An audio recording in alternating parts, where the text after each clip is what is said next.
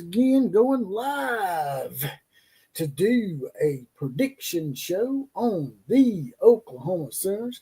I've been requested this by Brandon Dunn, among many others out there. Have been requesting that I do a prediction show on the SEC schedules, mostly Oklahoma people and Alabama people, of course, because this is the two Crimson Nations are the most represented on this channel, but we do every single team in America. And we may have Killer Breeze in here tonight to help us predict on this. He is the consummate Oklahoma roughneck, and he may be in here tonight. He may not be. I'm going to wait a little bit longer to see if he's coming. As you can see here, I pulled up a schedule somewhat. The only thing that's missing here is Texas, because they have the non-conference games here, the home SEC opponents and the away SEC opponents. It's not in chronological order as to opponents week by week, but it's just representative by where the games are going to be and the non-conference, of course. So see who we got up in here tonight already. Kevron Harris was the first batter up tonight. He is one of our Clemson Knights. Thunder OU Sooners in the house. He is the most attending.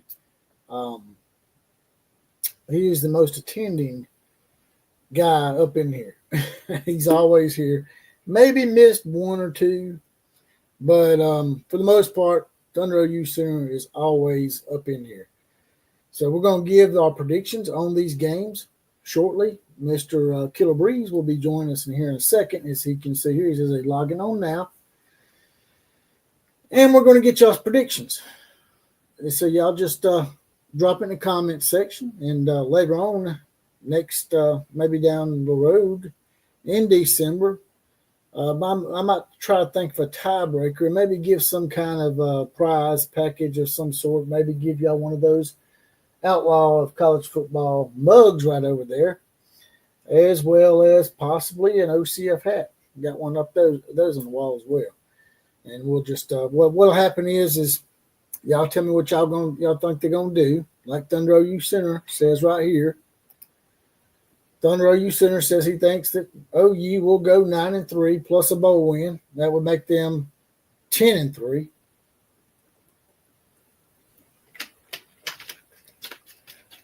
I'm not gonna give away mine, but sounds like a pretty good season, a season that would probably quite some of Brent Venable's critics if Thunder OU Center is correct. But what we'll do is, like Thunder OU Center predicts 9-3. If there's two of y'all that predict 9-3, well, the tiebreaker will be John Mateer total passing yards for the year. So y'all give me your prediction record for the Oklahoma Sooners, and at the end of the year, we'll go back and look at it and see who was the closest, and give me your total passing yards for John Mateer for the season, and that'll be the tiebreaker. If for some reason that's not a good enough tiebreaker, then I don't know what we'll do from that point. Maybe we'll come up with another tiebreaker as the year progresses. But before we get to predicting the schedule, I'll go ahead and get some more of these comments out of the way, and then we will proceed to giving our predictions on these games that I have pulled up here. Matt Duran is in the house. Matt Duran says that Oklahoma will win 5 games this year, so that would make them what? 5-7? Matt Duran is predicting 5-7. Screw Off, I guess is a new guy up in here. I've never seen Screw Off in here. Pretty unique name, almost like Turd Ferguson. He says 5 minutes, you need to go smoke some more. What? I guess he's talking about Matt Duran's comment. Screw Off says 10-2. Kane Reed says, what's up, Outlaw? What's up, Kane Reed? And Thunder OU Sooner puts his tiebreaker in. He says 3,000 yards passing and 1,000 yards rushing. As I said earlier, y'all give me your prediction on what y'all think Oklahoma's going to do this year. And as a tiebreaker, John Mateer's total passing yards. But you got to give me the total passing yards. So you want 3,000 exactly to be your tiebreaker, is what you're telling me, Thunder OU Sooner.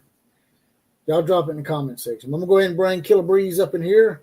The Oklahoma Roughneck is in the house. He is gracing us with his great presence tonight. I don't know about all that. What's going on, Outlaw? What are you up to? Going all right, brother. Just like I told you, off air, I've been dealing with a few health issues, but we're trying to get there. We'll be all. We're getting there. How's that going? Feeling a little better? It's off and on, man. We'll just have to work through it, I guess, till it's no longer existent, or either I'm 6 feet under, right? Getting old sucks, man. Getting old just sucks. There's no two ways about it, man. You just can't get away from it, man. Just the body starts to break down a little bit. Before we get into the predictions, my son made this for me. I didn't realize that it don't do it chronologically. It's got the non-conference, the home. Can you see this, by the way? Is it legible for you? Yes. Home SEC and away. The only thing's missing on here, I think, well, Texas is on there. I guess Oklahoma's considered the away team this year. But before we get to that, I'll go ahead and knock these two comments out. Kane Reeves said his balls, for whatever reason. Screw Off says OU will make the playoffs this year. Hopefully OU and Alabama will both make it, the two Crimson Nations. That would be great. And he also says that Mateer will throw for 3,600 yards as his tiebreaker. I'm going to try to do a little prize package at the end of the year if we can get back to this. Well, let's go ahead and get the predictions started here. We'll go ahead and start with the non-conference schedule. We're not going to do it chronologically, like I said, because it's not in chronological order. But, of course, Illinois State, that's automatically a win, right? Yeah, I mean, I'd be pretty shocked if they lost to Illinois State, or particularly since they're playing them at home. So, of course, that's 1-0. Now, the big game early on is the Michigan game. It's in Norman, thank goodness. Now, if it was in Michigan, I might actually take Michigan in this game. But I'm going to go ahead and let you give your spiel on what you think is going to happen with the Michigan game. Michigan, obviously, there's two early games for me that are just real important. And obviously, Michigan is the first one because, once again, you're playing at home. And, man, I don't know how much I really believe in Michigan. I hate to say that because we got our boy 1989M, but I don't know how much I believe in Sherrone Moore there or the team. So, to lose to Michigan at home, I think that would be a bad tone setter for the season. Not something that you couldn't necessarily recover from, but, man, a bad way to start. But I don't think it's going to happen. I think Oklahoma is going to beat Michigan. So you're putting them at 2-0 then? I am. You have them. What do you think? You think? Well, the thing with Michigan, they got so much off the field crap that's still percolating that makes a real crapshoot for me. And like I said, like you said, I'm not really impressed with Sherrone Moore as a head coach just yet. What is impressive, though, is that they were able to beat Ohio State and Alabama back-to-back. I don't know if anybody's ever beat Ohio State and Alabama back-to-back in the history of entire college football. Yeah.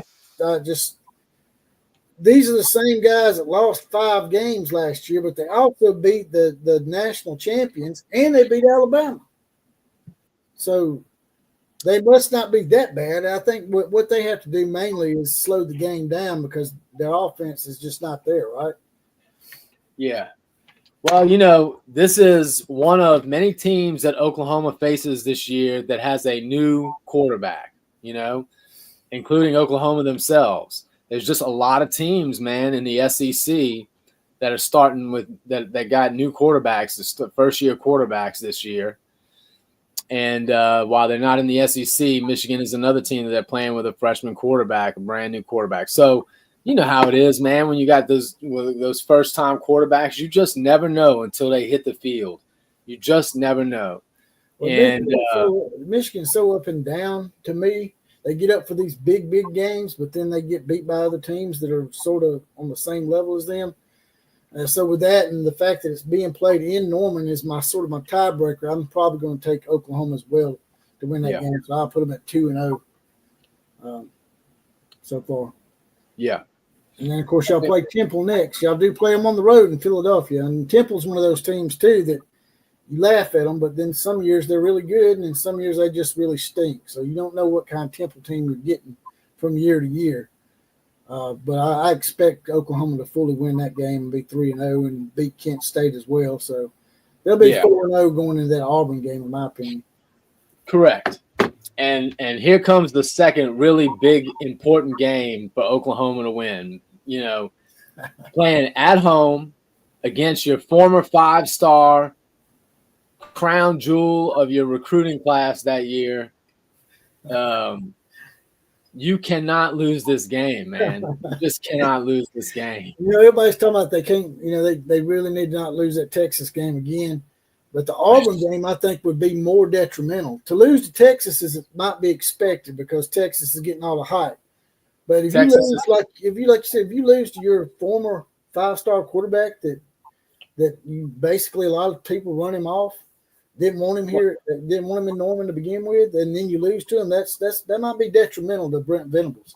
Especially if you lose to him throwing for 350, you know, and maybe running for 75 to 100 yards. You know what I mean? Because he does have the ability to run, man. He's got some speed. He's pretty good on his feet. So, but I got to tell you, I've heard some things out of the Auburn camp that make me think that Jackson Arnold's confidence is still a major issue. From what I understand, Hugh Freeze has told the defense to take it easy on Jackson Arnold in practice so that they can boost his confidence, which tells me he's already struggling and they don't and he's already kind of a basket case and they don't want to do anything to make it worse. So that makes me think, you know, they might be having some trouble in Auburn with Jackson Arnold, unfortunately. And it's not unfortunate. I like to see Auburn struggle. Well, unfortunately for Jackson Arnold. Yeah. I mean, he probably picked the wrong team to go to, in my opinion, because Hugh Freeze, this is a make or break year for him, I think. I honestly always thought it was strange. I really did. I think he'd have been better off going to Mississippi State with Jeff Levy again. I thought it was a bad choice myself. I was thinking like you, if you're going to stay in the SEC, go somewhere where you're familiar. If not, get out of the SEC. My opinion, I think he should have probably went outside the SEC. He also, well, that may be so, but, you know, his familiarity with Levy loved Jackson Arnold, and going to Mississippi State, there's no expectations. You're not expected to do anything at Mississippi State, and if you do anything, you're seen as a hero. So I just thought it was a weird place for him to go to, man, you know. Well, especially with the situation he freezes in, he's probably on the hot seat. He's definitely on the hot seat. The only good thing that about the Auburn choice is that they have a really good wide receiver room. So I heard they got a lot of good wide receivers for sure. He will definitely have weapons to throw to, so that's good for him. But man, you know, that confidence, you know how that goes, man. That's a tricky thing, you know. Brent Venables was actually taken up for Jackson Arnold in an article I read today. It's sort of clickbaitish.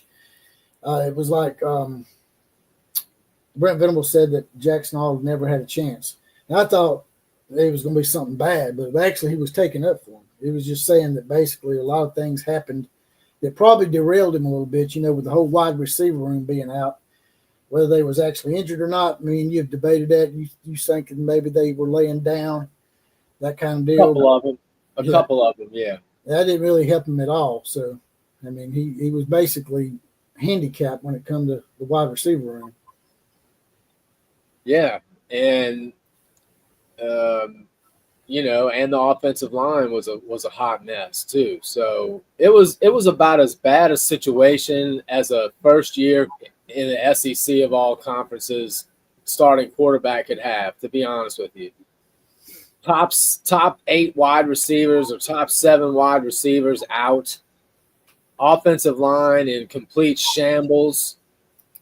Offensive coordinator leaves the year before you're going in, and you get this new offensive coordinator who gets fired halfway through the season. I mean, it was about as bad as it gets for Jackson Arnold. But, the flip side to that coin is Jackson Arnold, and he's admitted as much at the SEC media days, he didn't play well. He did not play well. He played poorly. And by the end of it, he was just paranoid and petrified to throw the ball downfield. And that's a problem. So, I think, again, if Hugh Freeze is having to tell the defense to take it easy on him, that tells me there's trouble in Auburn. And so it's all the more reason why I'm going to pick Oklahoma to win this game. But, again, got to win. It's a must-win game. Yeah, I think it is, especially for Brent Venables. If he loses that game, that could basically derail the whole season, in my opinion. It's a more important game than people realize. I really do believe that. Well, the thing is, if you win the Auburn game, it sets you up to be 5-0 going into the Texas game, which, like you said, if you lose, is anybody really going to be thinking that no one's going to be picking Oklahoma to win that game? So if you lose, you were supposed to lose. And if you win, well, man, now you're really looking good. So are you able to see this as well as that other one? Yeah. Because the reason why I put this one up instead is because it's in chronological order. Yeah. That other one was confusing me a little bit. It was aggravating me a little bit. But yeah, for sure. Yeah. So the next game was Kent State, but I already went through Kent State. We already know what's going to happen there. But the big one, of course, is Texas. Yeah. This is a very important game every year, no matter what. So I guess we'll just go ahead and dive right into it, man. What do you think? Well, I think Oklahoma's – look, if a couple of things end up holding true, Oklahoma's got a good chance of winning this game, especially considering that nobody is going to pick them. I mean, nobody. The Arch Manning Love Fest has officially begun. If it wasn't already in effect, it's in full effect now. So by the time, if Texas is undefeated, which I suspect they will be, by the time they get to, although I don't know, I got to really look at their schedule. Maybe they will lose before then. I got to take a look at their schedule. But Texas has got a hell of a schedule. I think they got a pretty hard schedule at the beginning of the year, don't they? I don't know. The back end of their shit's real easy, just like it was last year. I just don't know. To be honest, I haven't looked at I haven't seen their schedule. Yeah. But regardless, the point is, I know they play Ohio State first game of the year. Look, if Oklahoma's offensive line, they play Florida too. And everybody wants to laugh at Florida, but Florida is a team I think that could be dangerous this year. Florida's getting a fair amount of love. I think a lot of people are saying similar things about Florida. Definitely have the talent to be good. And but again, going back to the Texas game, if Oklahoma's defensive line ends up being as good as advertised, and they can get to Arch Manning a lot, he's a first-time starter also. And if they can put pressure on him, and then if the offensive line is actually is going to be as improved as it seems like they will be. I mean, there's good reason to believe, man, they might actually be a good offensive line, not just improved, but a good offensive line. And if that's the case, you do have some good players, man. You got Jaden Ott if he stays healthy. You got Mateer, of course. You got oh God, I'm drawing a blank on the receiver that one of the guys that I felt like laid down for the last year. Oh man, the transfer from Purdue. What was his name? Shit. Lance Fleury says that OU's defense should keep OU undefeated until they get to Texas. But I have a feeling that you're going for the upset here, and I'm inclined to go with you just because of all the new stuff that Oklahoma has in place. That just have a better feeling about things this year than I did last year. I think where Oklahoma may catch their first loss may be after the Texas game when they have to go to South Carolina, because it's sort of like a trap game. You're coming off a big win. And I know the year that Oklahoma did beat Texas under Brent Venables that they ended up losing a couple of games after the Texas game. Yeah. Yeah, honestly, this is where my schedule goes from. I mean, this is one of the few games that I've got questions on, but man, I am kind of inclined to pick Oklahoma here because I don't think it's that far-fetched, especially if their defense is as good as advertised on the line and can pressure Arch. I think if Arch, I think he's got a lot of pressure on him, man. And if he don't live up to expectations, especially against Ohio State and Florida, his confidence may not be where it needs to be. Everybody's talking about Oklahoma breaking in a new quarterback, but Texas is breaking in a new quarterback too. People just automatically assume because he's a Manning that he's not a new quarterback. He's a new quarterback just like everybody else. Yeah, I just, I got to see it first. I mean, I won't be surprised if he's good. There's a lot of people that think he's going to be great, but he's definitely got to prove it first. And the SEC is no picnic, you know what I mean? So, I mean, even if he's ultimately going to be a great QB, it's not far-fetched to think that he would struggle in his freshman year. I mean, in his first year as a starter, excuse me. Yeah. So, again, everybody's going to be picking Texas, so they're going to be the favorite. Nobody's really going to be giving Oklahoma any chance. That's when Oklahoma actually is their best. It's when they're the severe underdog and they actually have a decent team and nobody's giving them a chance. Those are the games that Oklahoma usually does very well in. So I'm going to go ahead and pick them. Yep, I'm going to go with you. I'm going to take them in the upset over Texas. But the next game against South Carolina, like I said, this is it could be a major trap game. South Carolina is not the worst South Carolina team you've seen. I think Shane Beamer's got them on the right track, and so I think that Oklahoma's going to go into Columbia with a bit of a big head, and I think South Carolina's going to beat them. I'm with you on this. I'm not trying to just follow. I'm not trying to just copy the picks here, but man, that's absolutely what I think is likely to happen. They, which is again a tendency that Oklahoma has anyway. So if they do beat Texas, I totally see them losing on the road the next weekend, for sure. So Illinois State win, Michigan win, Temple win, 3-0, 4-0, 5-0, 6-0, 6-1 at this point is what we both got. Yes. All right, so then y'all go. This is another one that's pretty tricky. Although you do have them in Norman, which could be a big help. You got Ole Miss and Oklahoma. We have them at home. Damn, that's a fucking gauntlet. Y'all got to play Texas, South Carolina, and Oklahoma. Then you got to play Tennessee and Alabama. God damn. And then Missouri and LSU. Dang, man, y'all got it. It's like a gauntlet of like 6 or 7 teams, man. That's what I'm saying. It's brutal. So if you come out 9-3, as long as your losses are losses to teams like Texas and Alabama and your losses aren't bad losses, 9-3 is damn good in this schedule, man.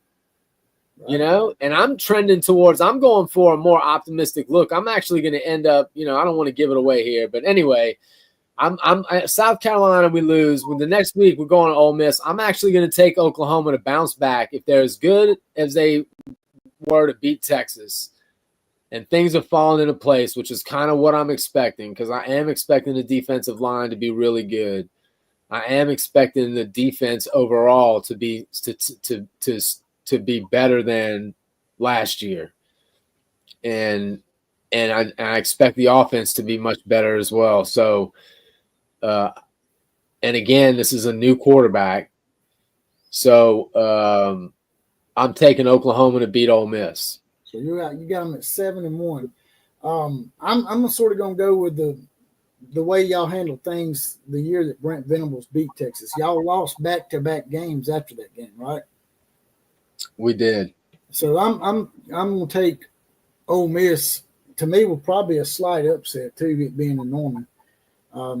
If they're 6-1, then they will be. There would be a big upset for Ole Miss to go on the road and beat them. There's no telling where Ole Miss would be at that point either. So I'm going to take Ole Miss, and what would probably be a slight upset at that point if Oklahoma's 6-1. I'm going to take Ole Miss and have Oklahoma at 6-2. Yeah. Well, that's fine, but I don't see them losing it on the road at Tennessee either. With Tennessee having with the Nico situation, I don't know how good Tennessee is really going to be. I just don't expect Tennessee to be. I don't know. Maybe I'm putting way too much weight on the Nico situation, but I just don't expect Tennessee to be super good this year. I don't believe Tennessee's going to be good either. Ever since the Amaleva situation, there's been a lot of stuff that's went off the rails for Josh Heupel, and I think he's going to have a bit of a dip this year. And I'm with you. I think that Oklahoma will beat Tennessee. They'll bounce back finally after two losses in a row, from my opinion, and they'll win that game. So what would that have us at? That would have me at 7-1, and you would have us at 6-2. Oh no! I would be 8-1, and you would be 7-2. All right, 8-1 and 7-2. Yeah. Then Oklahoma goes to Alabama.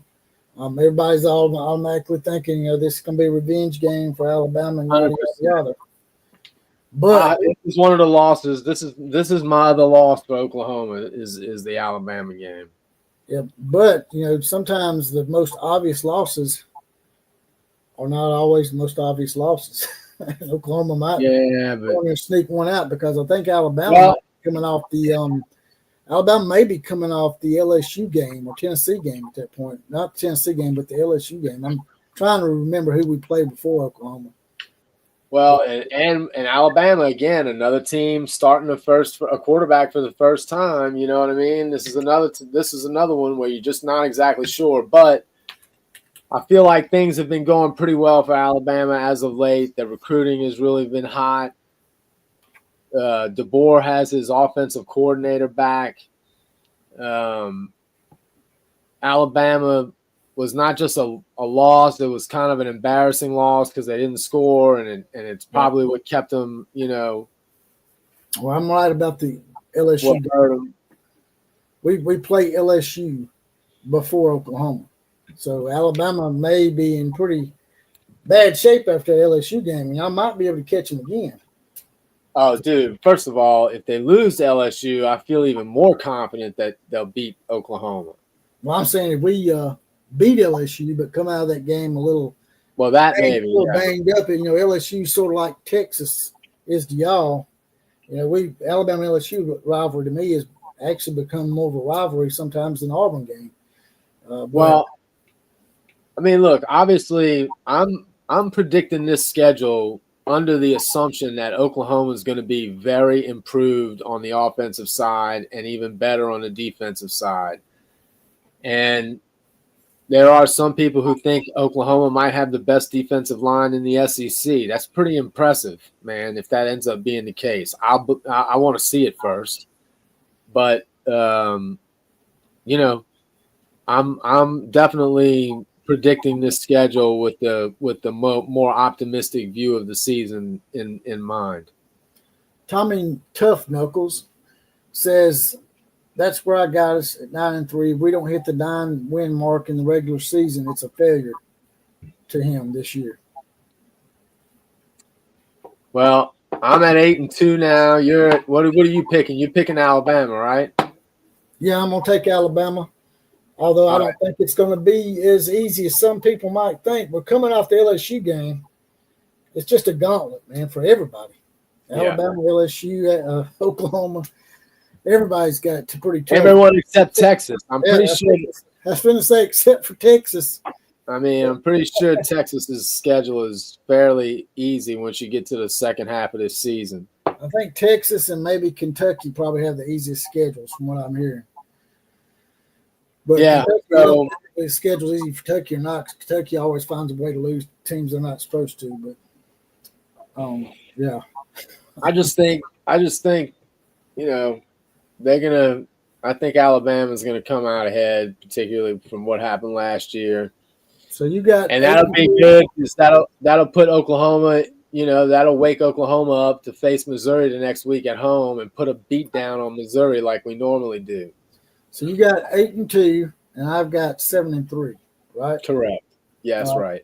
And then the next game is the game that all of y'all look forward to. I know that y'all just been dying to play Missouri.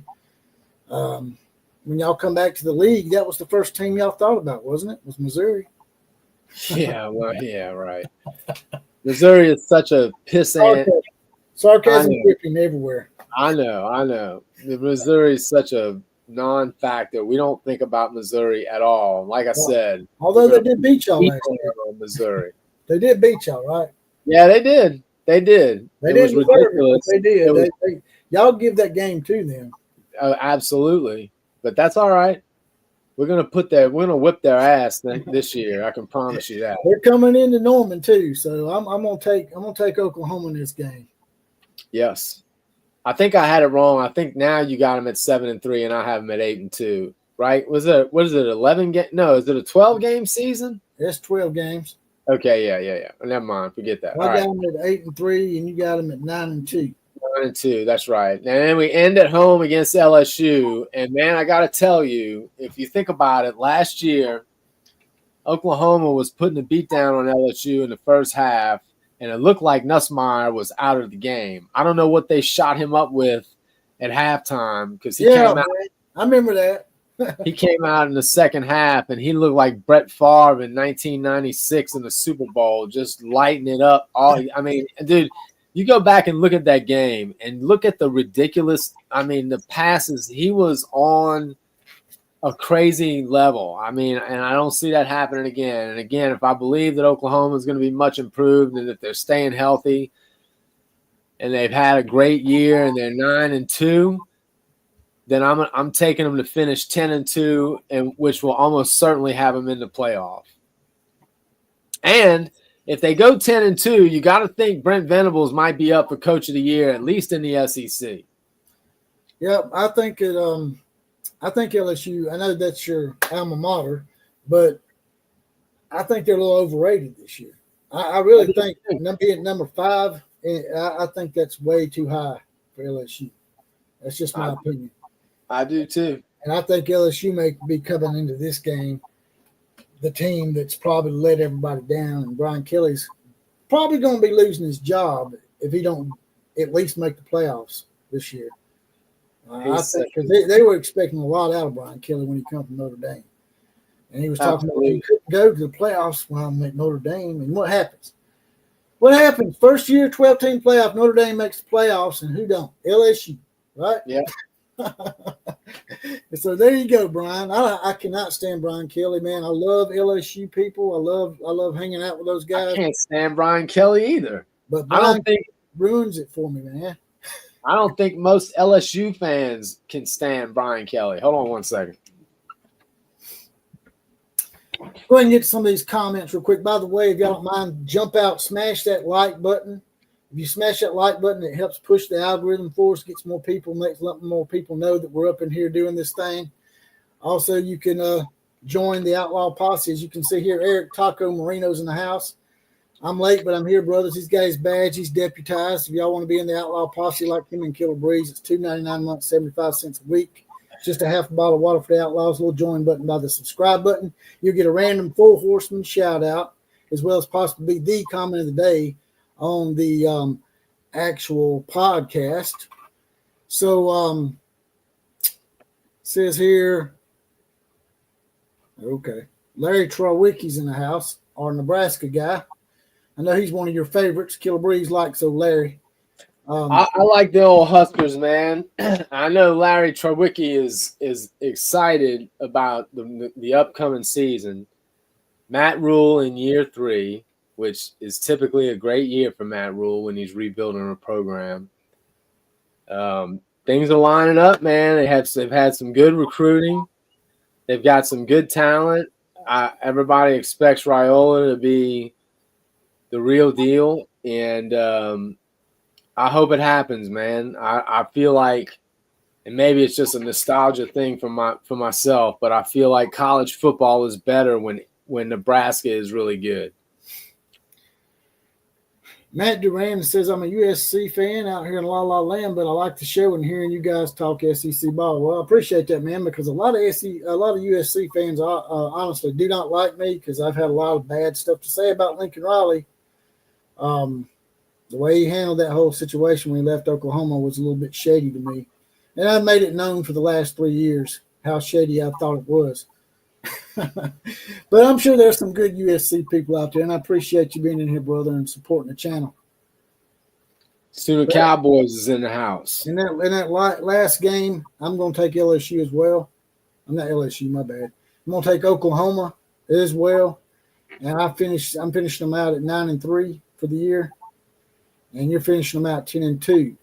And yeah. Depending on if they go to the playoffs or not at 9-3, if you go 10-2, y'all definitely going to be in the playoffs. Hey, I want to know from Matt, our USC fan in the house.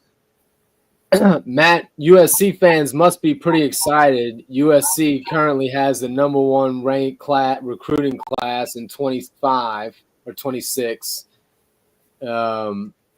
So you got to be pretty excited about that. What is the word around LA about Lincoln Riley? Is everybody back happy with Lincoln Riley, or are people still on the fence? And then after that, Sooner Cowboys in the house. I'd love to know what Sooner Cowboys thinks the upcoming season is going to be. Is the offensive line going to be better? Is the defensive line going to be dominant? Sooner Cowboys, tell us what you think, man. Yeah, y'all, like I said earlier, y'all drop in the comment section what you think the record's going to be in total passing yards for John Mateer. And at the end of the year, if I can go back and grab these and look at it, then I'll try to give somebody some kind of prize for having the best prediction. Now, if y'all go 10-2, more than likely I'll be in the playoffs. 9-3, that's going to be sort of iffy. So I'm saying maybe 9-3 and go into a decent bowl game. Maybe like if the Sugar Bowl was not involved. I don't know who's involved at this point in the 12. I guess the Sugar Bowl would be involved. But whatever the next tier of bowls is, I think y'all will get a much better bowl than what you got last year, and maybe finish the season off right by winning a bowl game and going 10-3 in the end. But from what you're saying, y'all going to make the playoffs, so you might have a situation where you play 3 or 4 games. Well, man, think about this though. What if the best record in next year in the SEC is 10-2? You know what I'm saying? You know what I mean? No, seriously. What if you got a couple of 10-2 teams and then a bunch of teams at 9-3 and 8-4? Well, that's what happened last year. We had a bunch of 9-3s and they screwed us out of the playoffs for SMU shit in the bed. Yeah, that ain't never gonna happen again. The SEC put that shit will never happen again. I can guarantee it. Matt Duran answers your question. He says we are all in on LR, but he has to win this season, minimum of 8 games. To me, he needs to win about 10 or 11. He needs to make the freaking playoffs as much as he's getting paid. So, yeah, if I was the USC fans, I would be very, very disappointed if USC doesn't at least make the playoffs this year. It's 12 teams, man. It's going to be 16 before it's over with. Oh, for sure. 100%. So my final record for OU is 10-3 with a bowl win. What's yours? I'm giving them their first bowl win on the BV as well. So I got them at 11-2. Well, I'm saying if they go 10-2, they'll make the playoffs. So you might be. Oh yeah, that's right. I'm sorry. If they go to the play, if they finish 10-2, and they make the playoff, excuse me.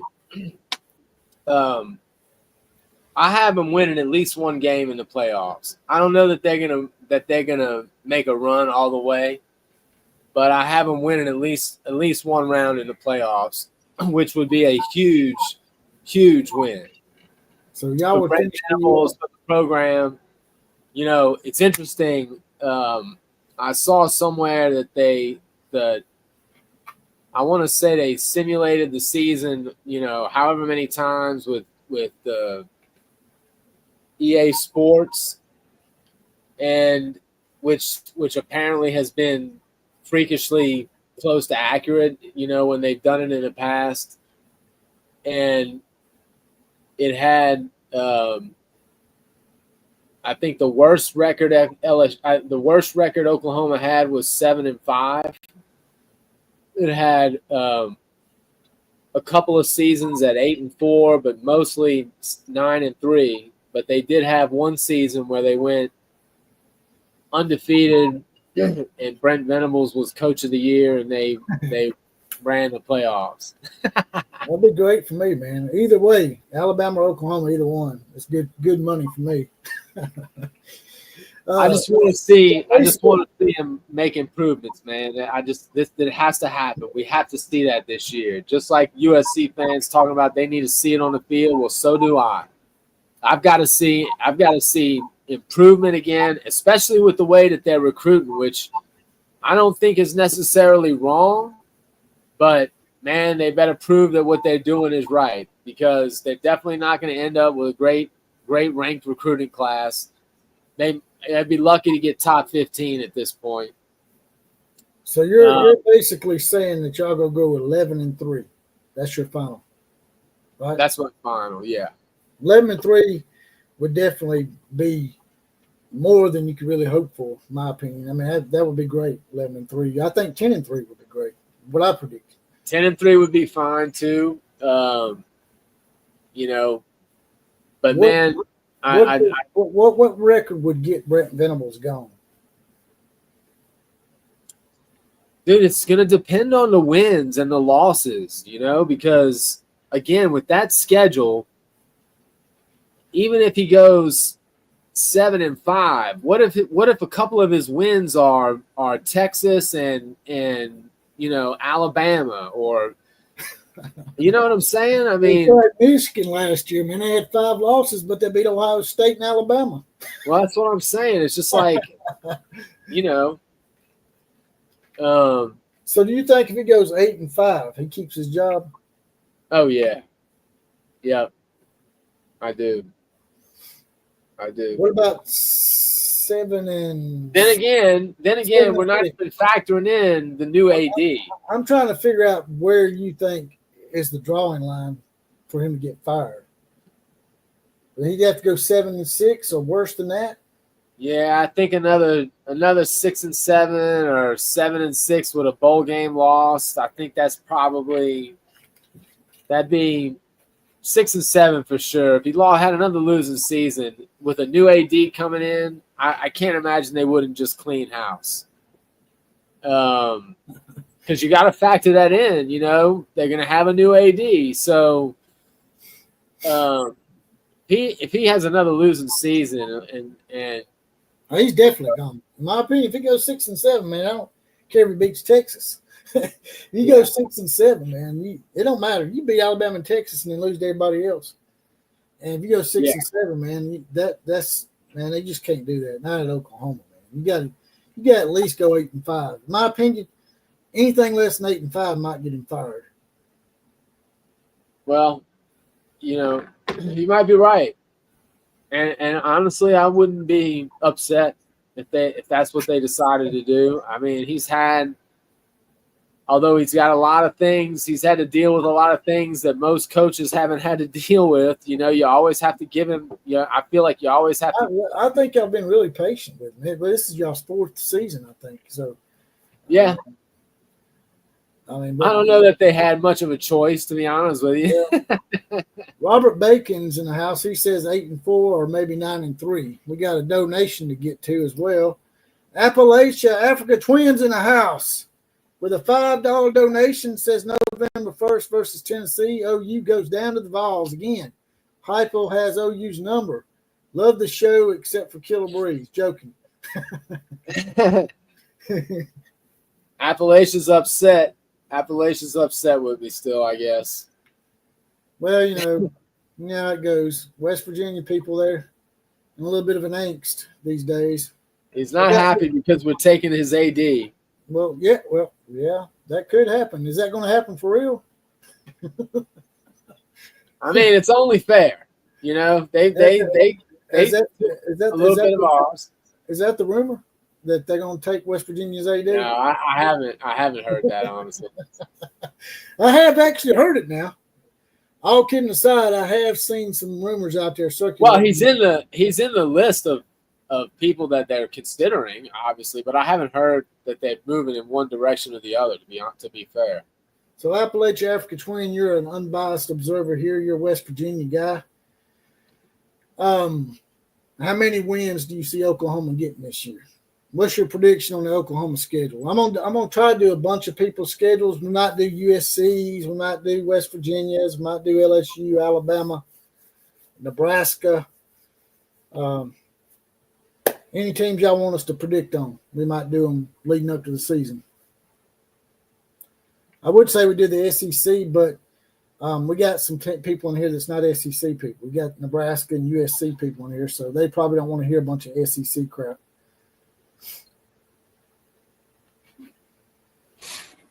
We can do whatever they want to do.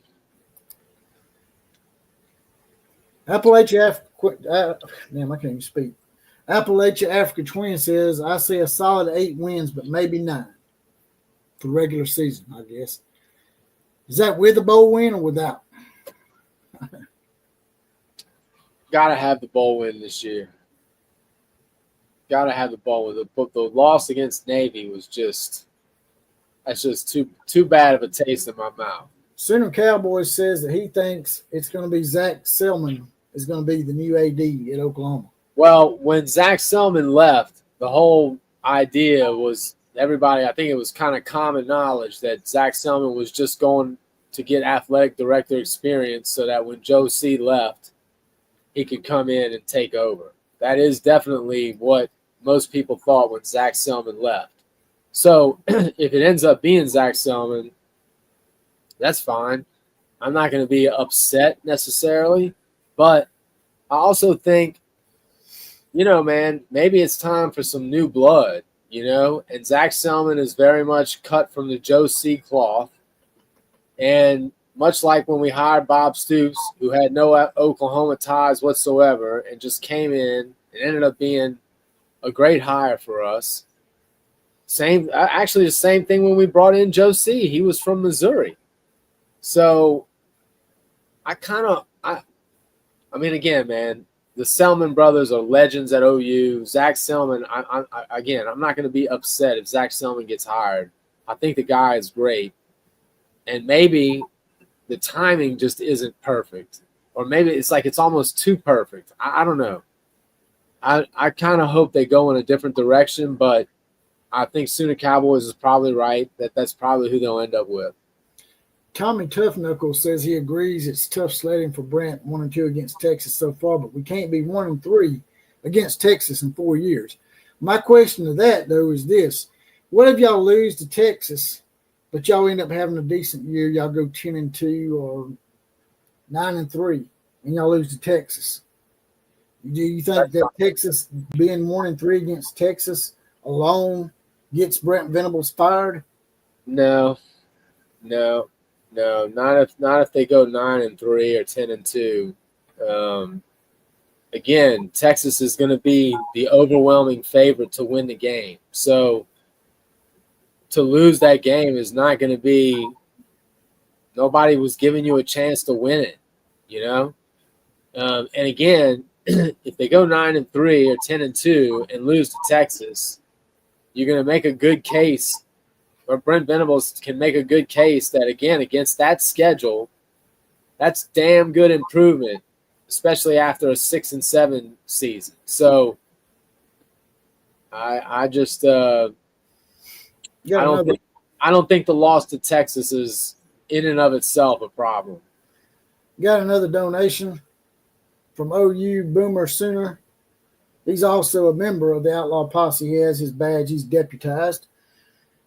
He says, that's just our floor, twin. We are playoff bound this year. I'll put money on it. Would you go to Vegas and put money on OU making the playoffs, Killer? If the odds were good enough, I probably would. I do. I mean, again, man, I expect them to be good this year. I really do. So it's not that far-fetched for me. The other thing is, we don't know. You know how it is, man. The SEC, there's definitely going to be a couple of these teams that we think are going to be good or not going to be good. Yep. I think and vice versa. I think LSU is going to be the flop of the year. I know you don't really want to hear that. I know that's your second favorite team, but I want to see it happen just to get rid of Brian Kelly. Well, I don't like Brian Kelly either, so it won't surprise me, first of all. But I'm just kind of wondering who's going to be the surprise. Is it a lot of people are picking Florida as that dark horse to be one of the darlings of the SEC this year coming up. And a lot of people have kind of given that nod to Oklahoma too. There's been a lot of folks that have given Oklahoma a lot of the benefit of the doubt here that they're going to be good this year. So it's going to be, if they have another bad year, man, I just can't see Brent making it through that. Matt Duran asks us the question. He says, if Brent gets the tarmac treatment like Kiffin did at USC, who is going to be his replacement, Killer Breeze?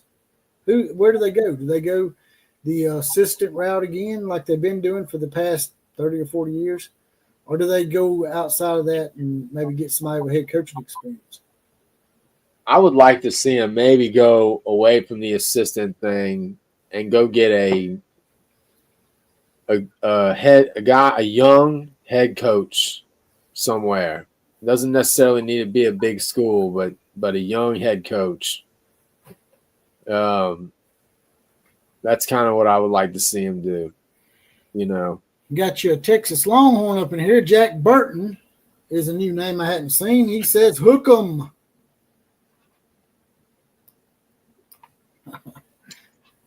Jack Burton is in the house. Okay. We'll have to do Texas' schedule too.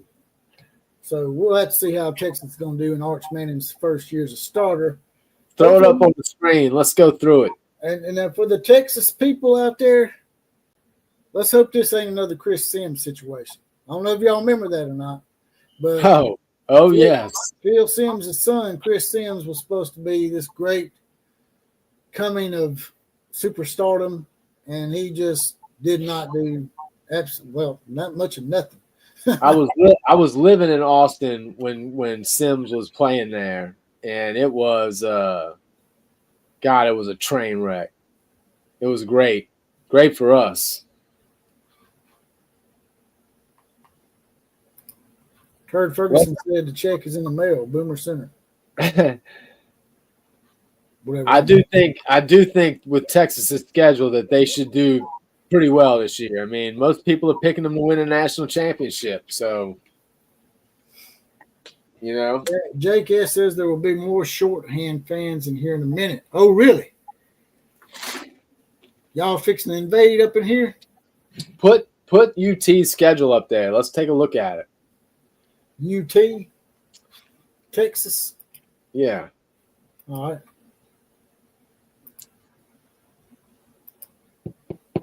Yeah, look there. Y'all get to see our pretty faces a little bit better. I know y'all be missing out on that. Appalachia African Twin want to get a good shot of you. So there you go. That's it. Right. Share screen. Here we go. Texas long turds. Let's see what we got here. Jack, I didn't say it. I didn't say it, Jack. They call them the shorthorns. I'm like, man, that's overused. We got to come up with a new one for Texas. So we come up with the long turds. We done a poll. It was fair. It was a poll. Everybody voted, man.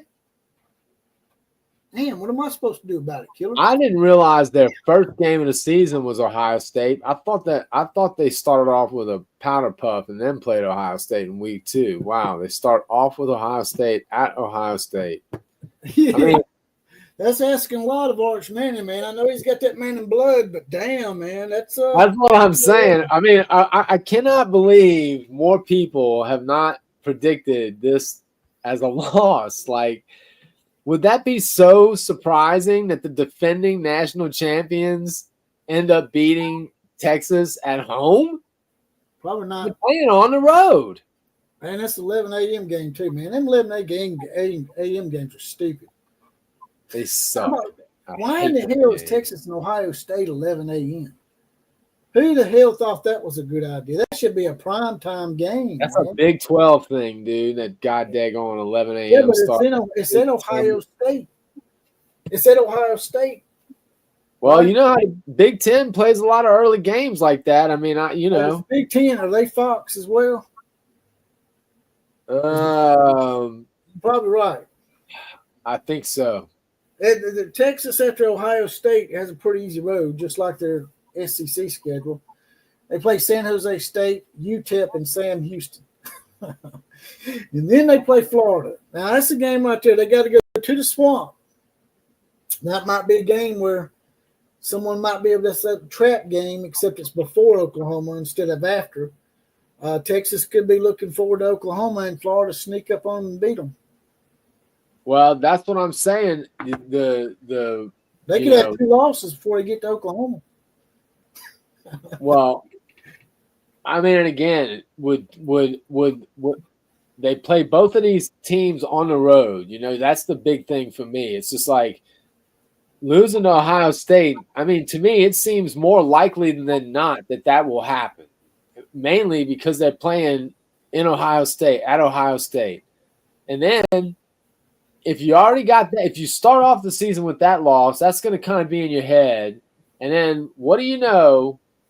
You got to go on the road to play Florida at the Swamp against a team that a lot of people are picking to be really good this year. You know, they definitely have some talent at the quarterback position. If that guy ends up playing as well as they think he's going to be, Florida might be pretty damn good.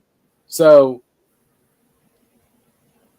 it is funny to me that the beginning of Texas's schedule is actually kind of tricky, because then they also, again, in the first 6 games, they're playing Ohio State, Florida on the road, and Oklahoma at a neutral site. That's not easy. And from what we're predicting Oklahoma for the win. That's 3 losses early on. That puts them at 3-3 coming out of the Oklahoma game. That could be very detrimental to the psyche of Arch Manning. But now show the next 6 games that they got, though. Now show that, because that's when it starts to get a lot easier. Let me get to this donation real quick. OU Boomer Center with another $5 donation says, what's going to happen when Texas loses to Ohio State, OU, and UGA? SEC still ride them Archie boy nuts. Aggie loss will be icing on the cake. Yeah, don't be surprised. I might be wrong on the LSU thing. Texas might be the big flop of the year. They may be the one that shits the bed, so to speak. Dude, because do they play Georgia after Oklahoma again? I don't know. Let me look and see their schedule here. They probably play Georgia at home. So after Florida, they play Oklahoma.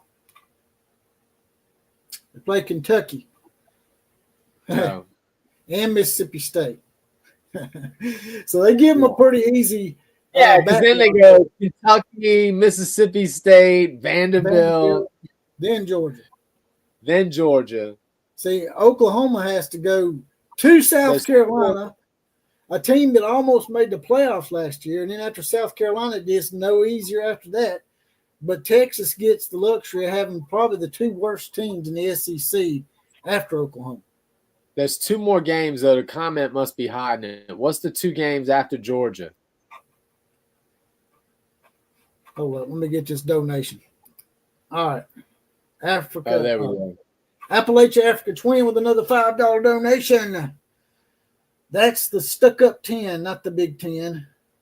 Ohio Stank, worthless nuts, destroys the Texas Tiny Horns. So, yeah, I agree with you. I think Ohio State might put it on them. Of course, Ohio State's breaking in a new quarterback too, right? Yeah, they are. Everybody's breaking in a new quarterback this year. That's what I'm saying, dude. That's what I'm saying. That not all these quarterbacks are going to do well. So some of these teams that we think are going to be really good, Georgia too. Georgia's got a new quarterback this year too. Now, while Texas does get an easy couple of weeks to rest after Oklahoma, they do end with Georgia, Arkansas, and Texas A&M. But Arkansas, at home, that's not going to be a tough game. A&M, I'll believe it when I see it. Although it does seem like this is the best chance that A&M has had in a long time at being maybe actually decent. Well, the thing is, Texas gets Arkansas and A&M at home to end the year. Yeah. So, yeah. And their road games against Kentucky and Mississippi State, man, that's laughable. Come on, man. Yeah. How do you get Kentucky? I can understand getting one of them, but how do you get Kentucky and Mississippi State in your first year and then your second year as well? How does that happen? I mean, you're a brand new member. You should be getting hazed like Oklahoma. They're hazing the hell out of Oklahoma. For sure. That's a fact.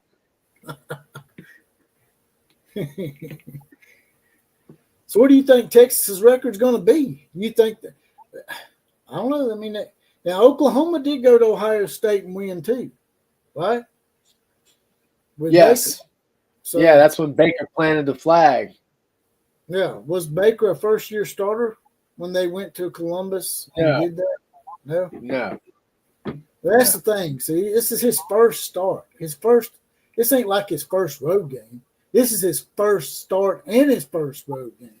I agree. Arch Manning has to do that. If he goes in there and wins, man, watch. The hype machine on him will be big time. Dude, the hype no. The hype machine is going to be big on him regardless, because even if they lose to Ohio State, they're going to still give him the benefit of the doubt that that's just the game. Yeah, and it's the defending national champions. They'll give him the benefit of the doubt, so they'll still be on. The hype machine is already pumping for Arch Manning. I mean, it's in full effect now. They are all over the place talking about. I mean, Peyton, talking about can make throws that he can only could dream of making or some shit. It's just like, shut up, Peyton. You so. I mean. It's ridiculous, man. So we got to see it first. I'm not saying it can't be real. Obviously, the lineage is excellent. He comes from a family full of not just good NFL quarterbacks, Super Bowl winning NFL All-Star quarterbacks, including the dad. Right. Not the Super Bowl, but All-Star. Every single one of them, like you said, has been good and made the NFL. Even their grandfather, Archie Bannon, was an NFL starter for a number of years. And he was unbelievable at Ole Miss, dude. You go back and look at Arch's time at Ole Miss. He had some really big wins. So if y'all want to, we got a lot of comments coming in here. If y'all want to get your comment read out, do like Appalachia Africa Twin or OU Boomer Center and just hit the donation button down there, however many characters you want, $5, $10, whatever. And me and Killer Breeze will read your comment out immediately. It'll be pushed to the top. Tim Gillespie's in the house. There's Turd Ferguson. I was just talking about you, Turd. We got some competition for the best name in here. What was it, Screw Off earlier? Screw Off, yeah. Screw Off and Turd Ferguson coming up with some unique names. Turd Ferguson says Arch will struggle late in the season is his bet. He might struggle early going to Ohio State. I can see that. I can definitely see that. It's like nobody's really paying attention to that Florida game. I'm like, and it's in the swamp. So it ain't like it's going to be an easy venue for Texas. No, that's what I'm saying, man. It could be, they could easily be 3-3 after the Oklahoma game, and it'll be a disaster. Tim Gillespie's got his badge. He's deputized. He's in the outlaw posse. He says it's Texas. They'll keep giving them the benefit of the doubt even if he sucks. Well, I mean, to a degree, I agree. But I think, like Killer Breeze said, if he loses to Ohio State, I think they'll give him the benefit of the doubt. If he loses to Florida, I don't know, man. Things might be starting. The wheels may start coming off if they lose to Florida and Ohio State before Oklahoma. And especially and it'll depend on how he plays in those games. If Oklahoma beats them too, then that's really going to be, people are going to be like, Chris Sims 2.0. Well, that's, the flip side to the coin of what we just talked about, from grandpa to both of his uncles. And let's face it, Cooper might have been, who knows? Maybe Cooper makes it as a receiver if he doesn't get injured. But two uncles and grandpa, both excellent in college. Archie, Peyton, and Eli were all great in college. They ended up all being great in the NFL. And law of averages says at some point, one of them is going to be a bust. One of them is not going to be great in college and great in the NFL. You know what I mean? So there's the flip side to everything. And that's the flip side to that coin.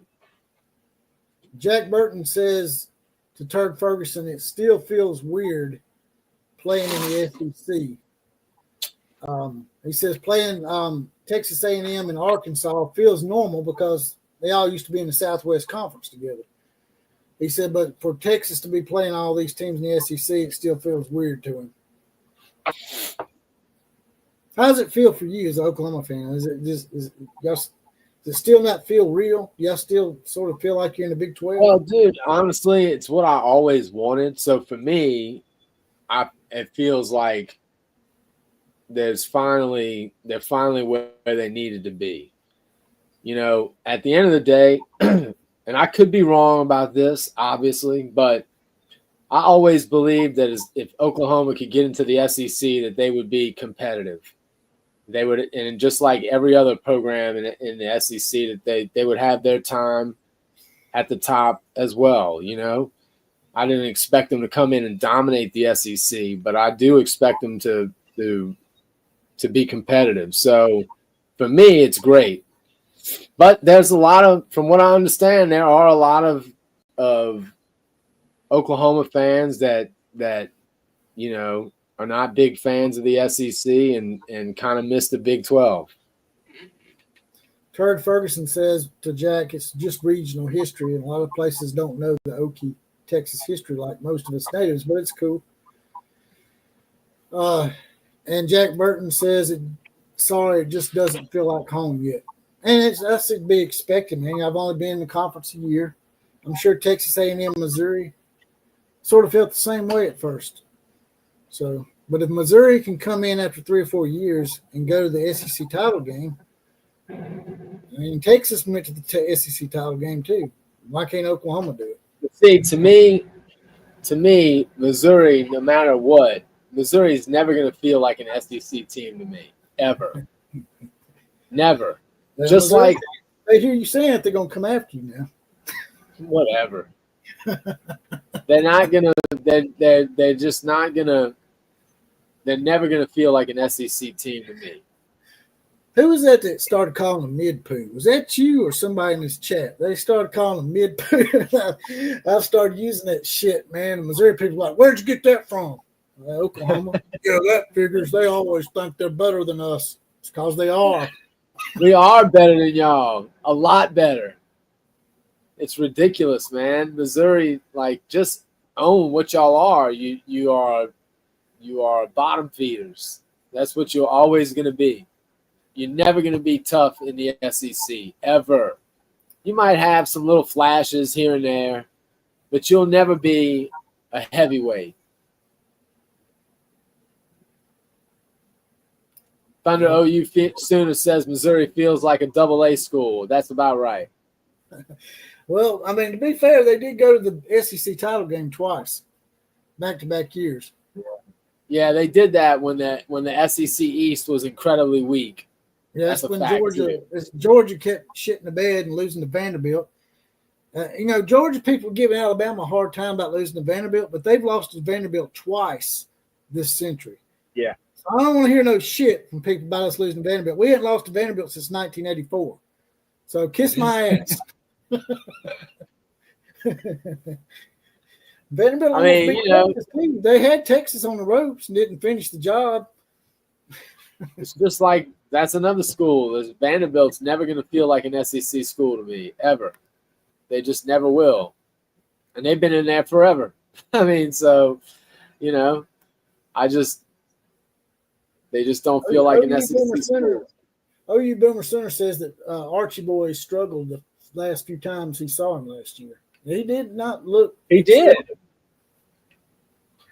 He did struggle a few times. There's no doubt about that. Terry Ferguson agrees with you. He says, same killer always wanted to be in the toughest conference. Well, the thing about that is, and I've told people, it's a double-edged sword. You want to be in the toughest conference, but somebody's got to lose. And when you are the one losing, all of a sudden, it doesn't feel too good. But here's the difference.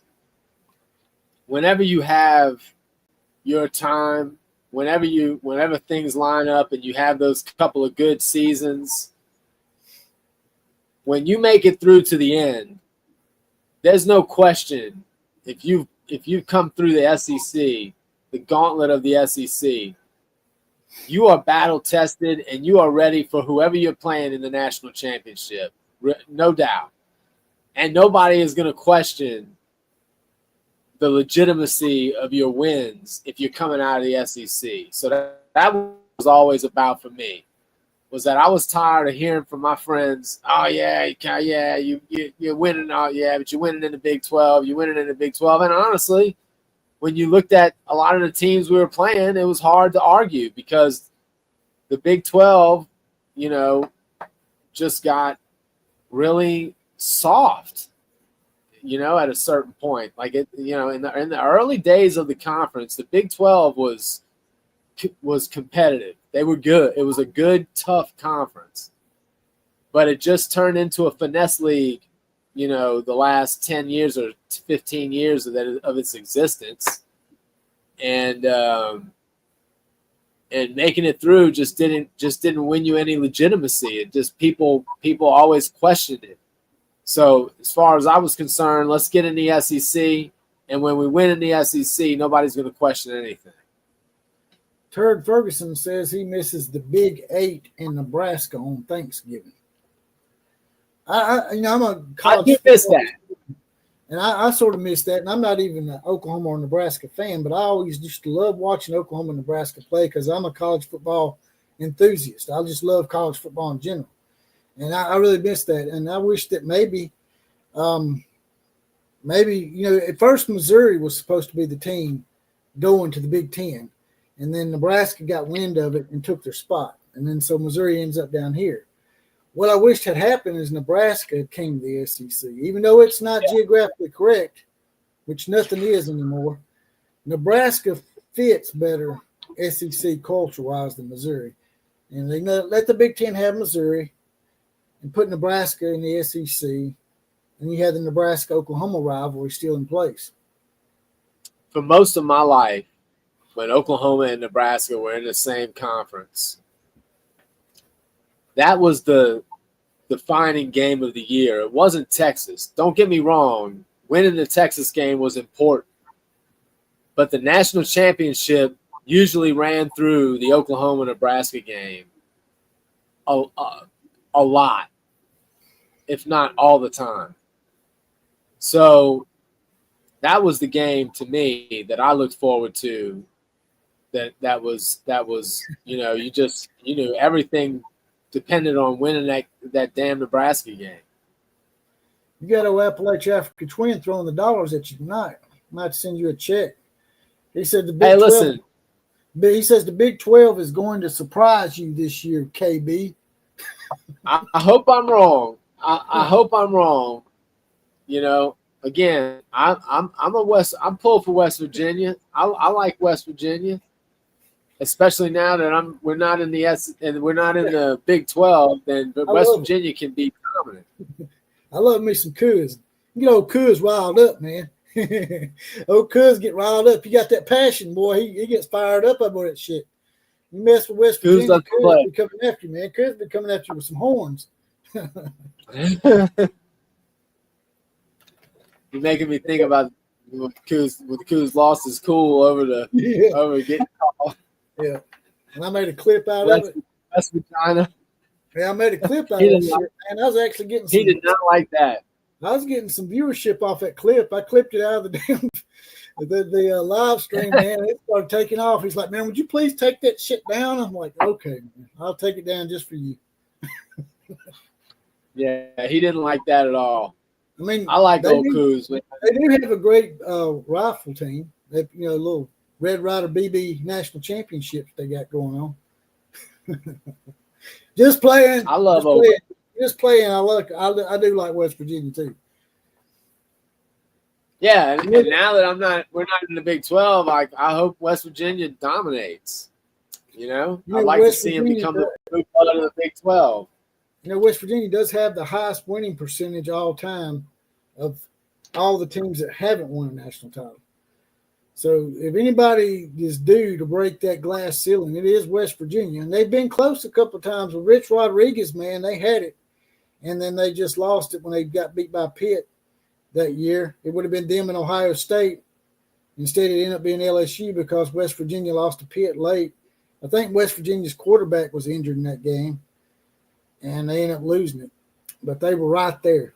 Yeah. If they had beat Pitt, it would have been West Virginia versus Ohio State. And they probably beat Ohio State because I know LSU did.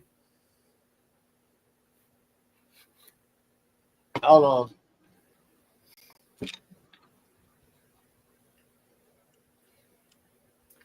Sorry, my phone's about to die. Yeah, no. Listen, I'm pulling for West Virginia. I am. I always want to see good things for old West Virginia. Well, there's good people up there too. It's not like I ain't gonna say anything, but I'm not gonna lie. I kind of miss the old. I made some white flag. I miss the old couch burning West Virginia fans, man. I want to see some more couches burned up in West Virginia. Yeah, man. I was like, man, we gotta stop doing that shit, man. They don't let them do it anymore.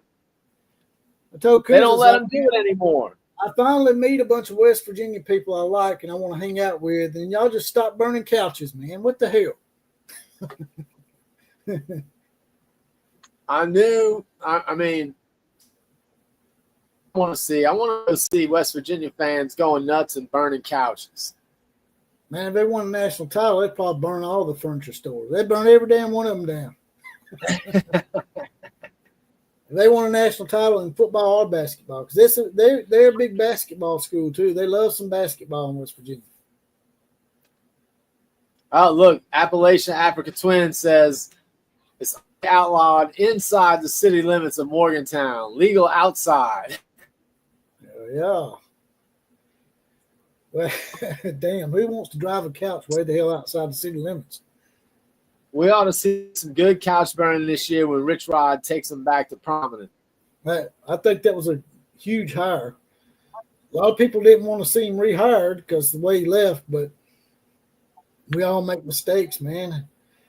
Hell, Rich Rod, to me, is probably, if he had stayed at West Virginia, would probably be considered the best West Virginia coach of all time, other than Don Nehlen. Don Nehlen was pretty good. You know, he had him in the national title game against Notre Dame, and Major Harris got injured in the first quarter. Had that not happened, I think West Virginia would have beat Notre Dame in that game. That was back in 1988. Yeah. I'm showing my age. Yeah, no, I remember. I remember the game well, and it was definitely, I thought West Virginia was going to win that game. Honestly, I really did. Jack Burton said when Nebraska left for the Big Ten, he knew they would drop their AAU status just to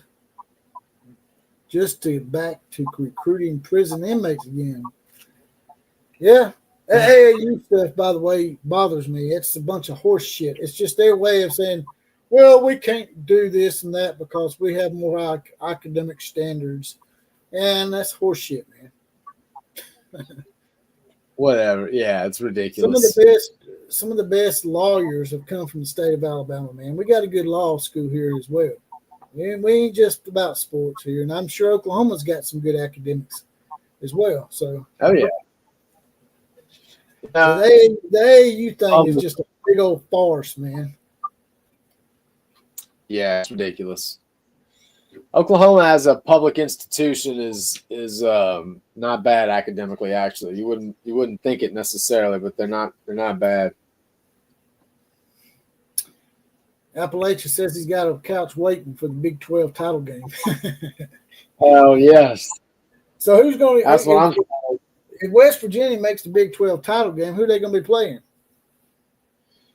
They're going to do BYU. Who? BYU. BYU. Oh shit, the Mormons. I just can't. I don't know, man. BYU is a team too, man. That's just been waiting for a power label, and now they got one. Could be awakening a sleeping giant. They're the only true G5 school that's ever won a national title in football. They did that shit back in '84. Same year. Yeah, it's going to be interesting. It's going to be interesting to see if they can rise to the occasion, because this is as good a chance that they've ever had at being a conference powerhouse. Texas Tech for the Big 12 title game. Yeah, they better make it because they've spent a lot of money. They've been putting up a big amounts of money. Texas Tech has. They're trying to come serious now. Not just in football either. They've been putting it up across the board, dude. All sports. You know what's amazing, man, is Oklahoma State. All these years, they've felt like they would look down on by Oklahoma and Texas. They get Oklahoma and Texas out of the conference, and what do? They can't even win a damn conference game, man. Even with Oklahoma and Texas gone, they still choke. Oh, Okie choky pokey state, man. Gundy is just not doing himself any favors either, man. Running his mouth at the media days. Yeah, I don't know what to think about Oklahoma State, man. They were set up. I thought they really were going to be the team that was going to kind of take over the Big 12, to be honest with you. That's what I thought was going to happen.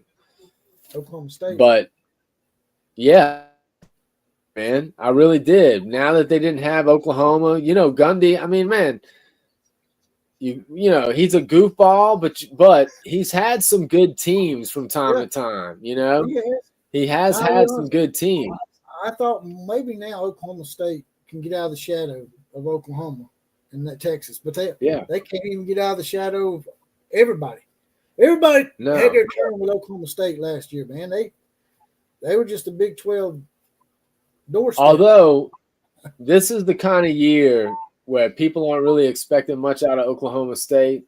This is the kind of year where Oklahoma State comes out of nowhere and actually surprises people. That's what you they know? usually do, man. They're sort of like Auburn. Auburn does that shit. Yeah. Yeah. Well, of course, Auburn ain't done it in a while. They went to, I think they ain't had a winning season in 4 or 5 years. But I mean, man, back in the day, like in the early 2000s, when Texas was really good with Mac Brown, and every year, dude, they would play Oklahoma State, and Oklahoma State would just start whipping their ass and go into halftime with a huge lead. And then, what do you know? Every single year, they would choke in the second half. So they had some really good teams. And, I always just chalked it up to they just were never going to be able to get it over the hump of Oklahoma and Texas. So it's been surprising to me that they've dropped the ball so far in the Big 12. They dropped it. They didn't just drop it, man. They dropped it hard. I mean, they lost every single game last year. Every single Big 12 game. Now they did. They beat Arkansas. It looked like they quit. It looked like Gundy quit. I've never seen them look so out of it. Appalachia Africa Twin says it will be West Virginia versus Arizona State in the Big 12 title. I forgot Arizona State was even over there. I forgot about them making the playoffs last year. Yeah. All that was horse shit the way they done that, man. That Arizona State and Boise State have a bye. That was crazy. Yeah. They changed that this year. That was a huge mistake. Yeah. That won't happen again. It's a huge mistake. That's what I'm saying. The SEC will never get snubbed like that again in terms of the number of invites that they get, and that they're obviously not going to do that stupid seeding that they automatic buys to the conference champions. That's ridiculous. That's absolutely ridiculous. Thunder OU Center said Les Miles had Oklahoma State as a winning program. Well, I mean, Gundy's had them as a winning program too. It's just that when he has his chance, that window to get on a national stage and do something like, at least make a playoff or something, he always shits the bed. He just finds a way to get himself out of it. 100%. That's what he does all the time. All right, brother. That's what he does. I'm ready to cut this one. All right, man. I appreciate it, man. It was good seeing you tonight. I appreciate everyone in the chat. Jack, it was good having a fellow rival in the house tonight, and our USC fan. Good seeing all the regulars as well. Turd Ferguson, Sooner Cowboys, Thunder OU Sooner. Who am I forgetting? So before we get out of here, let me get this right. You're taking 11-3. I'm taking 11-3, making the playoff, winning the first round of the playoff, and losing the second round. I'm gonna take 10-3, and I'm gonna say a bowl win over someone like, I don't know, West Virginia.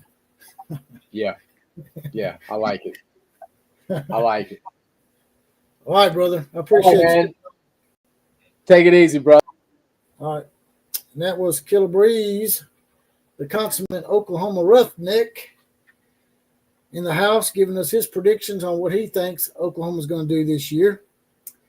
You guys and gals, once again, drop it in the comment section. Give me your record. Give me total passing yards for John Mateer for the year.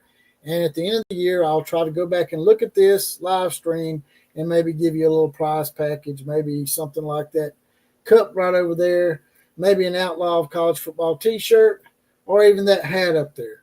The hat, you'd probably like the shirt better. I'd try to give y'all a shirt and a mug, whoever calls it the closest as far as the way Oklahoma's going to do this year. I'm going to go through some more schedules as well. We done Texas tonight too. Didn't expect that one, but we did do Texas somewhat. But I didn't really get a record from y'all on Texas. My opinion is that there's going to be a lot of teams with 3 losses this year in the SEC. We're going to take turns beating up on each other again like we did last year, in my opinion.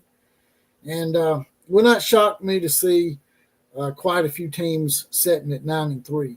at the end of the year. Texas going 9-3 or 10-2 would not surprise me in the least.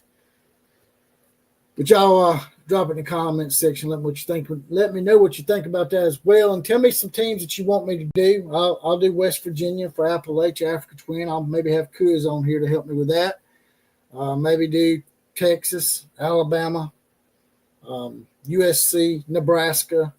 The people that are in here that represent the listeners of our channel. Appalachia Africa Twin says that Texas will go 7-5 regular season. Well, now, that would definitely make them the flop of the year. You're right about that. Thunder OU Sooner goes even lower. He says Texas is going to go 6-7. We'll have to come back to these receipts later and see what's up. I'm going to say Texas goes, I'd say maybe 9-3, 10-2, makes the playoffs, gets knocked out, second round, sort of like Killebrew said about Oklahoma. I could see Texas going 11-3. I could see Texas going 11-3. That's my opinion. I think they may get in at 10-2, 9-3, get in the playoffs, and they'll finish either 10-4 or 11-3 if they make the playoffs with 3 losses. I think we could have a 3-loss team get in this year, especially since what happened last year when the SEC got screwed by SMU. And SMU went and shit the bed against Penn State. But I guess that's all I got tonight as well. Like, share, comment, and subscribe to this channel. Share me out to all your friends.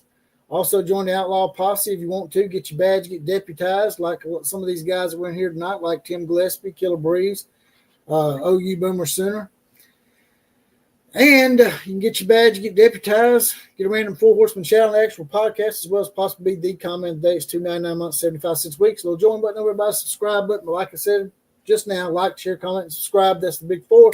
They're all absolutely free. KMCA to all the other teams, class is now officially dismissed.